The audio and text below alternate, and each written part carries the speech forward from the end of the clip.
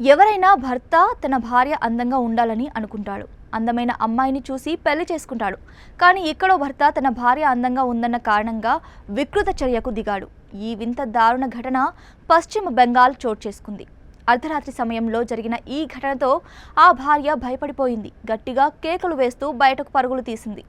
Nadia జిల్లాలోని Shantipur police station పరిధిలో బెర్పారా ప్రాంతంలో బాపన్ షేక్ అలాగే మధు ఖాతూన్ దంపతులు నివసిస్తున్నారు. 9 ఏళ్ల క్రితం వీరిద్దరూ ప్రేమించి పెళ్లి చేసుకున్నారు. వీరికి 8 ఏళ్ల కూతురు కూడా ఉంది. ఈ నెల 2న తెల్లవారుజామున 3 గంటలకు బాపన్ షేక్ ఇంట్లో ఒక్కసారిగా అలజడి రేగింది. తన భార్య మధు ఖాతూన్ ముక్కును భర్త కొరికి నమిలేశాడు. దీంతో బాధను తట్టుకోలేక మధు ఖాతూన్ గట్టిగా కేకలు వేసింది.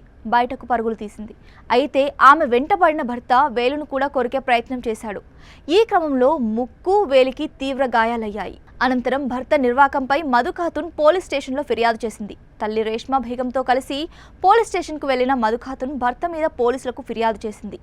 తనకు అవకాశం గనక దొరికితే ముక్కును కొరికి తినేస్తానని నా భర్త అనేవాడు. చివరకు అన్నంత పని చేశాడని తను ఆ ఫిర్యాదులో పేర్కొంది.